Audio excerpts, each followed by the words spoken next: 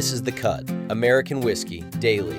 One distillery, 3 bourbons, 1 day. Same age, same price, only the grain changes. Old Elk just handed drinkers the cleanest mash bill comparison the category's seen in a long time. No lottery required. I'm John from Chasing the Unicorn podcast. Here's what moved today, July 31st, 2026. Today's big move, one distillery deciding not to pick a favorite. Here's what happened. Old Elk Distillery, under Middle West Spirits ownership since last year, released its first major collection nationwide on Tuesday. A straight bourbon, a wheated bourbon, and a straight wheat whiskey. All 10 years old, all $69.99. All on shelves the same day. The only variable is the grain. The straight bourbon runs 51% corn, 34% malted barley, 15% rye, at 105 proof. Swap that rye for wheat and you get the wheated bourbon, 46% wheat, same proof. Push all the way to 96% soft red winter wheat and you land on the straight wheat whiskey. Normally, tasting mash bill differences means cross-shopping different brands, different ages, different prices. Too many variables to draw a clean line. Old Elk removed every one of them. Same distillery, same decade in the barrel, same shelf tag. For $210, you can run a controlled bourbon tasting most people spend years piecing together bottle by bottle. That's not a small thing, that's the whole story. Now, here's today's flight, because it isn't just 3 bottles sitting next to each other. It's a debate the bourbon community has already started having. The flight this week puts the straight bourbon head-to-head with the wheated bourbon. Same distillery, same age, same day, same price. Mash bill as the only real variable. The straight bourbon's 15% rye share points toward more spice, black pepper, a drier entry, a longer, sharper finish. The wheated bourbon trades that rye for wheat, and the profile softens, rounder, more caramel and vanilla, a gentler finish that leans sweet instead of hot. If you already like a spicier, traditional bourbon, the straight wins. If you're a Maker's Mark or Weller drinker, the wheated bourbon is your lane, now with a full decade behind it instead of the usual 6 or 7 years. And that's exactly what's fueling this week's bar talk. One camp says this is as close to a real, controlled taste test as a shelf ever offers. Hold the distillery, the age, and the proof constant, and only the grain moves. The skeptical camp says without a blind tasting, you'll just taste whatever the label tells you to, and $210 is an expensive way to confirm what you already believed. Here's my take. The self-fulfilling expectations critique is fair, but the underlying comparison is still real. Holding almost everything constant and changing one variable is closer to an actual experiment than nearly anything else on a shelf right now. Which brings me to today's first sip, because there's another release this week that only makes sense once you understand where sourced whiskey actually comes from. So here's what it is. NDP stands for non-distiller producer, a brand that doesn't run its own still. It buys whiskey from a contract distillery, ages or finishes it, bottles it, and puts its own name on the label. The biggest source in the country is MGP of Indiana, whose bulk whiskey backs dozens of brands you'd swear were distilling their own juice.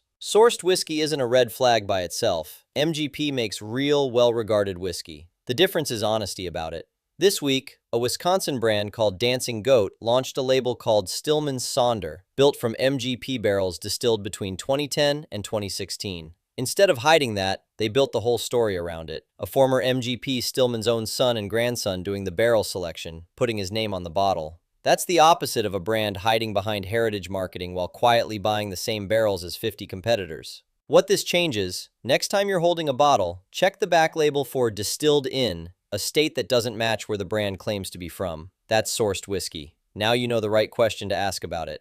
And if you're logging pours, drop Stillman Sonder into your perfect pour logbook next to anything else you own that traces back to MGP. The app's available now at theperfectpourapp.com, and watching your pour print line up by distillery is a fast way to learn what you actually gravitate toward. Also in this window, Garrison Brothers just opened its first ever pre-sale window for Hye Rye, a Hye Rye bourbon out of Texas that hasn't seen a real release since a 1,000-bottle drop back in 2020. 37% organic rye means a spicier, drier pour than their flagship, layered with that Texas heat caramel extraction they're known for. $99.99, limit 4 bottles, window open through August 10th. The bottle doesn't ship until 2028. That's a real patience test. But locking in the price now beats whatever this trades for once it's actually in hand.